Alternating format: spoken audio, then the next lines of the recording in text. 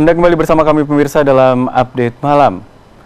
Di segmen-segmen awal tadi kami telah hadirkan sejumlah informasi terkait dengan penangkapan Ketua Umum P3 Romahur Muzi, dan saya akan update informasi bagaimana tanggapan dari para pengamat atau pengamat terkait dengan kasus ini. Kita terhubung langsung dengan rekan saya Hana yang sekarang sudah ada di lokasi bersama dengan pengamat. Selamat malam Hana.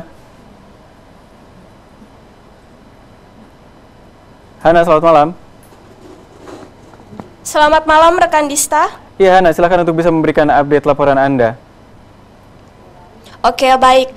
Selamat malam pemirsa, saat ini saya sedang berada di Universitas Muhammadiyah Surabaya. Dan pada pagi hari tadi publik digegerkan dengan operasi tangkap tangan yang telah dilakukan oleh KPK terhadap Ketua Umum Partai P3 Romahur Muzi. Ketua Umum Partai P3 ini Romahur Muzi telah diamankan KPK pada pagi hari tadi di Hotel Bumi Surabaya. Dan juga saudara Romahur Muzi telah melakukan pemeriksaan di Markas Polda Jatim Surabaya terkait dengan tangkap tangan KPK ini, dan KPK memiliki waktu 1 kali 24 jam untuk memastikan status tersangka bagi para pada saat OTT saat diamankan, dan juga hal ini telah dibenarkan oleh Kombes Pol Frans Barung Mangera mengenai OTT yang telah dilakukan KPK memang benar terjadi di wilayahnya. Penangkapan Ketua Umum KPK Romahur Muzi ini merupakan penangkapan terkait dengan kasus pengisian jabatan di Kementerian Agama, baik Kementerian Agama pusat maupun daerah.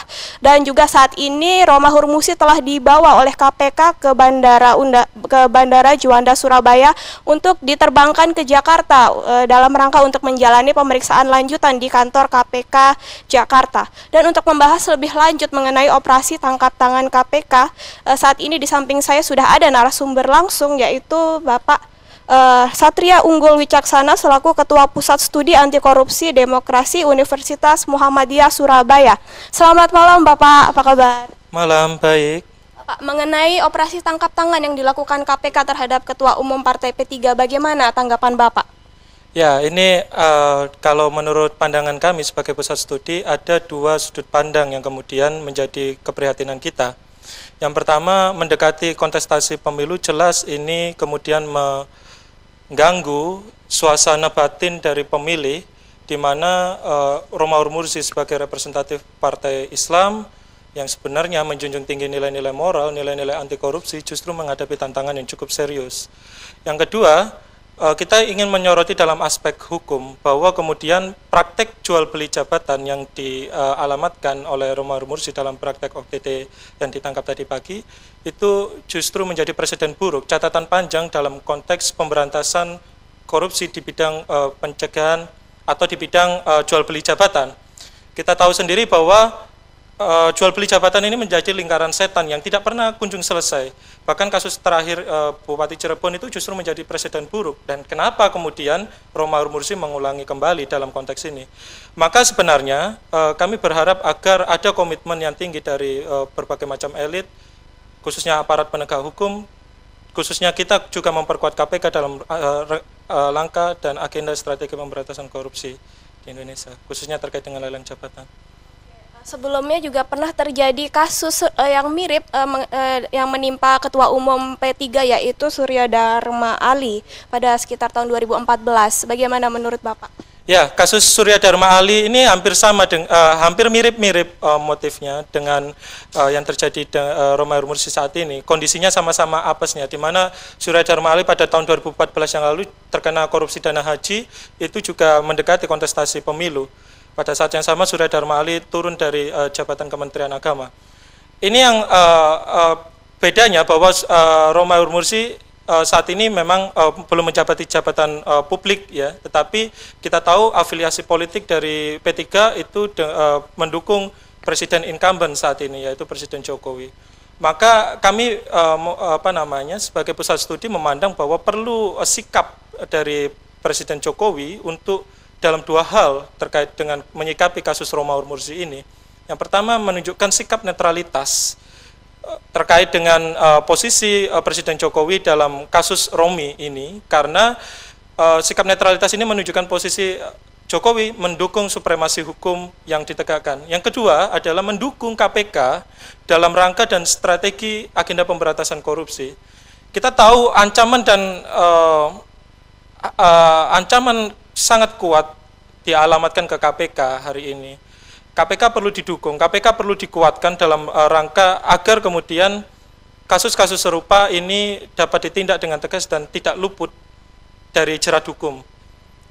Menurut Bapak, apakah penangkapan dari Ketua Umum P3 ini ada hubungannya dengan Pilpres mendatang? Ini saya rasa juga kami dari pusat studi memandang tidak jauh ke sana, karena itu belum ada proses penyidikan yang dilakukan lebih lanjut dan belum ada proses penuntutan yang dilakukan oleh KPK.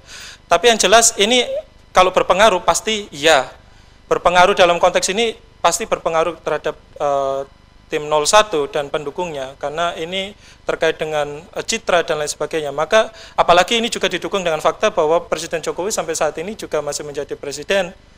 Nah, ini yang sikap negarawan Presiden Jokowi menjadi apa istilahnya ya, menjadi ujian tersendiri dalam kasus Romi ini. Sehingga kami berharap, pusat studi berharap penegakan supremasi hukum lebih ditonjolkan, dikemukakan daripada anasir-anasir politik yang mengganggu jalannya penegakan hukum yang dilakukan KPK. Menurut Bapak, penangkapan Saudara Romi ini apakah akan berpengaruh terhadap elektabilitas partai P3 saat ini? Ya, tidak hanya P3 sebenarnya, tetapi elektabilitas partai Islam yang kemudian menjadi yang perlu dipertanyakan. Komitmen partai-partai Islam khususnya terhadap agenda dan strategi pemberantasan korupsi lebih terjal. Ini kita tahu bahwa dalam faktanya tidak pernah ada partai Islam yang kemudian menduduki posisi nomor 1 di dalam kontestasi pemilu.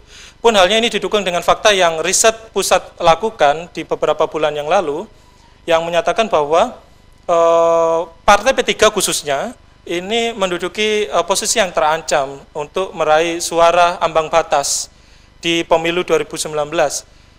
Bahwa kita tahu Jawa Timur ini punjer dari politik nasional. Jawa Timur menduduki peringkat kedua DPT terbesar se-Indonesia. Ini posisi P3 dalam posisi 1-2% terkait dengan elektabilitas di Jawa Timur. Apalagi dengan kasus ini akan timbul rasa tidak kepercayaan masyarakat, dikhawatirkan menimbulkan rasa ketidakpercayaan terhadap masyarakat. Bahwa kita tahu, kita juga survei terhadap hal tersebut, bahwa kemudian praktik-praktik korupsi ini menjadi alasan kenapa pemilih ini kemudian tidak memilih suatu parpol atau bahkan apatis terhadap kondisi dan realita demokrasi di Jawa Timur. Kita temukan itu di antara September sampai Desember di tahun 2018. Ini kita sedang melakukan lagi terkait riset di putaran kedua ini. Kita ingin mengukur apakah kemudian dampak dari kasus Romi ini kemudian berpengaruh terhadap elektabilitas dari P3 khususnya dan Partai Islam secara umum. Ya. Mengenai kasus yang menimpa Saudara Romi ini adalah kasus mengenai pengisian jabatan di Kementerian Agama, baik Kementerian Agama pusat dan juga daerah. Apakah menurut Bapak hal ini sebenarnya sudah menjadi rahasia umum? Iya, betul ya.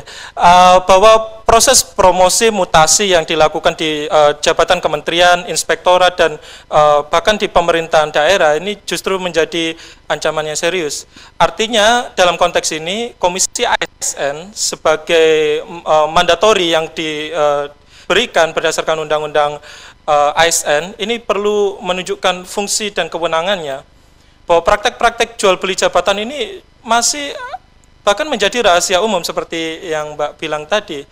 Ini yang kemudian anasir ini yang kemudian perlu kita clearkan, bahwa profesionalisme ASN, bahwa komitmen kita untuk membuka transparansi dan akuntabilitas proses mutasi dan rotasi jabatan publik ini juga perlu menjadi concern semua pihak, khususnya Komisi ASN yang kemudian memiliki fungsi pengawasan. Yang pertama. Yang kedua, bahwa konsep procurement, konsep lelang jabatan dan lain sebagainya ini juga menjadi rekomendasi yang cukup penting. Pusat menganggap itu menjadi rekomendasi yang cukup penting untuk mengawal jalannya pengangkatan, rotasi, mutasi yang dilakukan di ASN di seluruh kementerian ini agar berjalan transparan dan akuntabel, sehingga masyarakat punya kuasa kontrol untuk menjaga bahwa proses ini dapat berjalan dengan baik. Karena ini kemudian akan berdampak pada proses pelayanan yang akan kemudian masyarakat akan terkena dampak sebenarnya. Partai P3 ini ketua umumnya terkena kasus korupsi 2 kali, Pak. Menurut Bapak hal ini tentu saja sangat mempengaruhi pola pikir masyarakat. Bagaimana menurut Bapak? Ya, sebenarnya sebelum masuk ke kontestasi, KPU bersama KPK dan berbagai macam aparat penegak hukum membuat fakta integritas agar kemudian semua pelaku aktor yang berkontestasi di pemilu 2019 ini tetap meneguhkan komitmen integritas dalam hal mewujudkan pemilu ini agar bebas dari korupsi. Ini yang kemudian jadi tantangan serius, tidak hanya bagi P3 sebenarnya, tapi terhadap semua partai. Apalagi ini adalah musim-musim yang cukup rawan untuk jika kena seperti Romi ini ya sudah apes sekali kan seperti itu.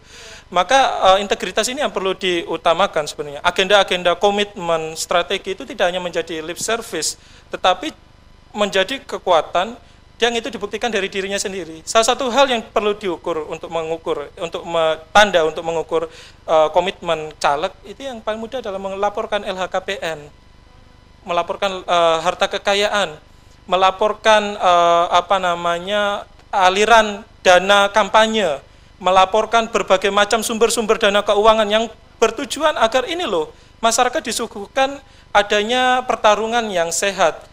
Tidak ada dugaan, tidak ada hoax yang kemudian justru lebih berisik daripada upaya kita untuk mewujudkan pemilu yang lebih akuntabel. Saya rasa itu. Apakah menurut Bapak Partai P3 ini lebih cenderung mendukung ke pasangan Capres nomor 1 ya Jokowi? Menurut Bapak apakah saat ini sikap yang ditunjukkan Jokowi sudah cukup netral dengan tidak melakukan intervensi? Kita belum melihat keterangan resmi dari Presiden atau kantor staf kepresidenan. Kami seperti yang saya bilang, pusat mendorong agar Presiden Jokowi menyatakan 2 sikap sebenarnya menanggapi kasus Romi. Yang pertama adalah sikap netralitas Presiden.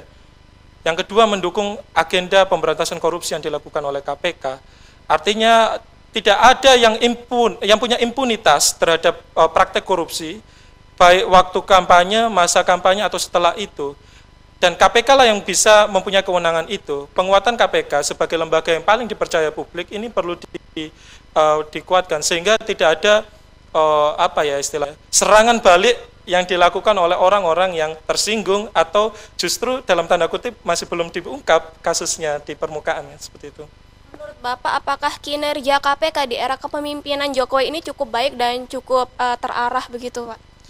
Ya, kita melihat dalam 2 hal ya. Dalam terkait kewenangan memang Presiden Jokowi justru menjaga jarak terkait dengan tidak mengintervensi penegakan hukum. Ini kami rasa menjadi langkah yang cukup menarik yang dilakukan oleh eksekutif karena ini menjadi 2 anasir yang cukup berbeda antara kekuasaan yudikatif dan eksekutif. Yang kedua adalah upaya membentuk Stranas pencegahan korupsi ini juga menjadi temuan yang menarik, menjadi strategi yang menarik. Sayangnya hal itu hanya terkait dengan preventif, bukan ke upaya kuratif. Artinya kewenangan KPK dalam konteks ini terbaru mengalami tantangan yang cukup serius terkait dengan kewenangan penyadapan, terkait dengan kewenangan OTT, bahkan mengalami serangan balik terkait dengan upaya gugatan yang dipatahkan di pra-peradilan dan lain sebagainya. Apalagi juga ada serangan penyidik kepada komisioner, dikasih bom molotov dan lain sebagainya. Maka kami berharap Presiden, eksekutif, lembaga legislatif juga punya komitmen agar menjaga marwah pencegahan korupsi, pemberantasan korupsi itu yang dilakukan oleh KPK, selaras dengan tujuan UNCIC yang kita sudah ratifikasi di Indonesia. Menurut Bapak operasi tangkap tangan yang dilakukan KPK terkait dengan pengisian jabatan di Kementerian Agama ini, sebenarnya hal ini sudah menjadi rahasia umum seperti yang Bapak ungkapkan tadi. Jadi apabila KPK tidak melakukan operasi tangkap tangan, hal itu tidak akan terungkap begitu ya Pak? Ya, bisa jadi seperti itu. Bisa jadi mungkin apesnya Romi.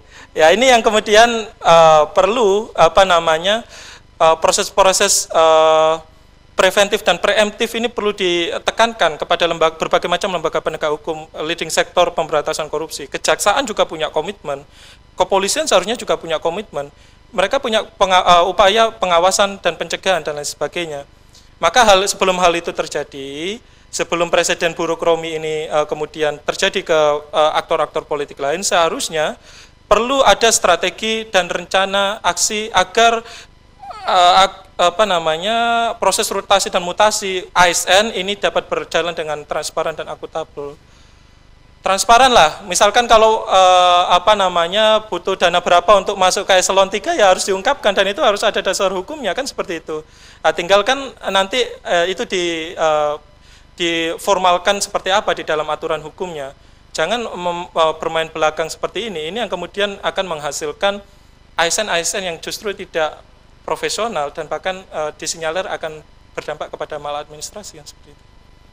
Pada pagi tadi KPK telah mengamankan 5 orang, salah satunya adalah Ketua Umum Partai P3. Apakah Bapak memiliki informasi tambahan mengenai keempat orang lainnya yang turut diamankan KPK?